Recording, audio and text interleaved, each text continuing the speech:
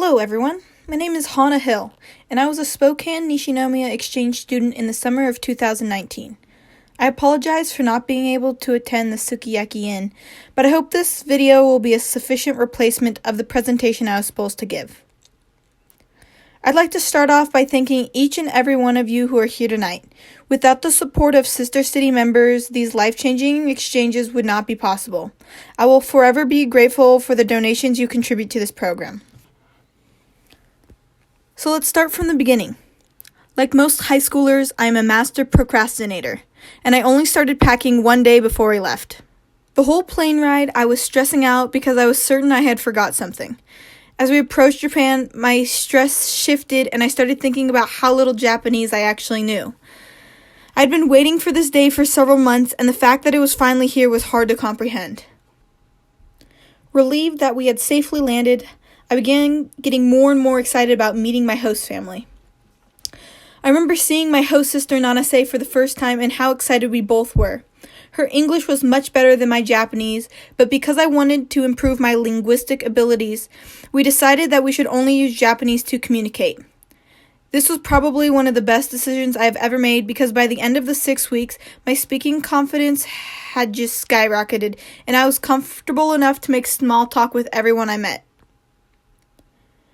The first week in Japan was probably the hardest. With the jet lag and how tired I'd feel after using my brain so much trying to memorize dozens of new words every day was quite exhausting. My host family was super kind and my host mother cooked the most amazing meals. Once I settled into my new environment, the next obstacle was going to school.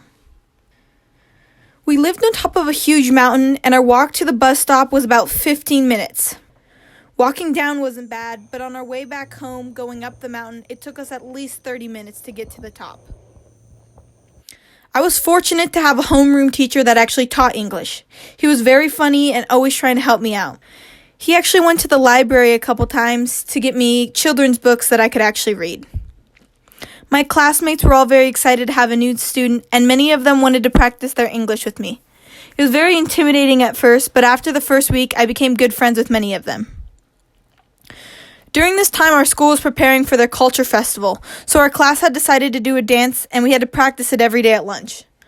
The festival itself was very fun and filled with so many activities.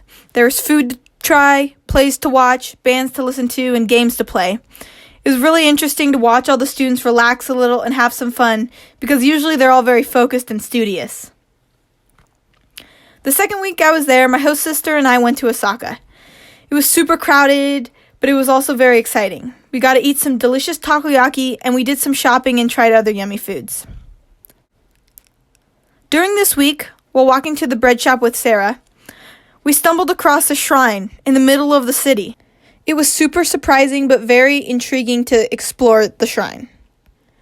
A few weeks later, Sarah and I went on another adventure, but this time to Kobe. We miraculously managed to navigate the train systems and meet up with a former Mukagawa student, Nanako. She took us to visit a cat cafe, and we got to try all the local food, and we even visited Chinatown. I really enjoyed the street vendors, so Nanase took me back to Kobe on one of my last days. With all the places I visited, I learned more and more about Japan's culture. But there is no place more significant to me than Kyoto, the ancient capital of Japan. The culture of Japan is deepest here, I believe, and there are basically shrines around every corner. My favorite one that we visited was Inari Jinja, which is famous for the red torii gates. To get to the top, it takes 2 hours of hiking.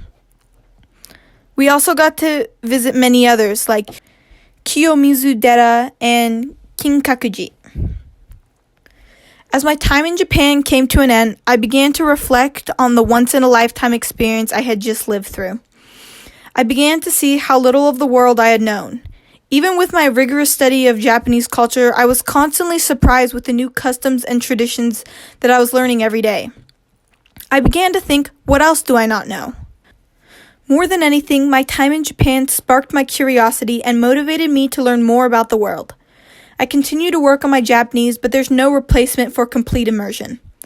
My love of Japan's culture continues to grow, and I hope to be able to travel there again in the future.